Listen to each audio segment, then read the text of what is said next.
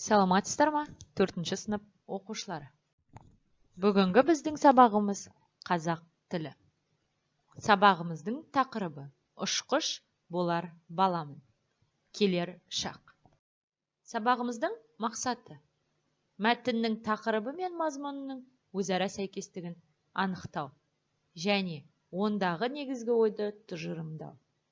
Етістікті тиісті шақта, өткен шақ, келер шақ, осы шақта қолдану.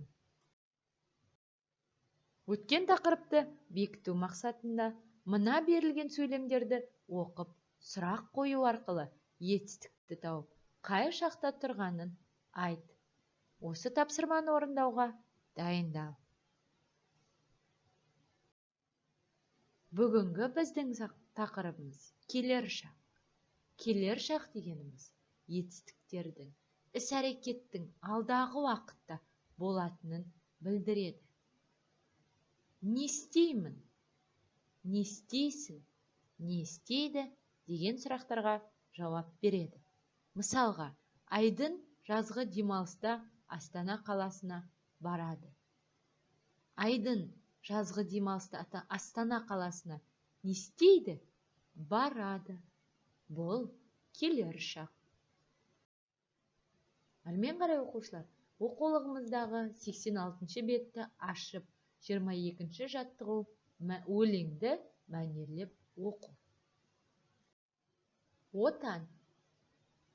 Білімнен жұпар жинайын, еліме бақыт сыйлайын. Жүрекпен сүйіп отанды, жүрекпен мәңгі жырлайын. Отаным гүлге бөленсін, өзге елдермен теңелсін. Амандық болса ағайын, бәрінде бірге көрерсің. Тапсырма. Өлеңнің тақырыбы мен мазмұнның сәйкестігін анықтаймыз. Осы өлеңнің ішінен етістіктерді тауып, олар қашан болған істі білдіріп тұрғанын айтамыз. Дәптермен жұмыс, жазылым және айтылым. Арнаулы дәптерімізді ашып, 23-ші жаттығуды орындаймыз. Берілген сөздермен сөйлем құрастырып жаз. Сөйлемдердің ішінен етістіктерді тап. Етістіктердің қай жақта тұрғанын анықта. Олардың қашан болатын істі білдіретінін айт. Мысалға, мына сөйлемдердің ішінен сөйлемді қалай құраймыз? Мен көмектесемін. Әрмен қарай, сен осы сөйлемдерді толықтырып жаз. Шығармашылық үзіліс. Бос төргездерге сәйкес келетін етістіктерді тауып жаз. Мысалға, мын, міз. Айта, мын. Әрмен қарай осы төргездерді толтырып, өзіміз жазайық. Сыңарын тап ойыны. 26-шы жаттығу. Бұл ауызша. Бағанның сол жағындағы сөздерді тиісті етістіктермен сәйкестендір. Мағжан не істеді?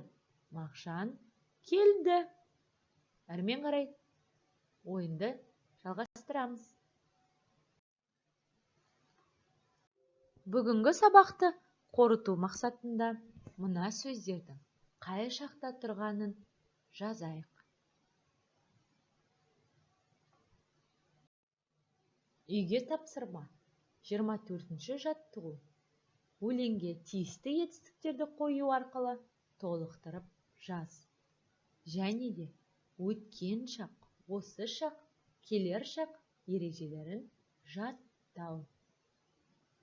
Назарларыңызға рахмет. Сау болыңыздар.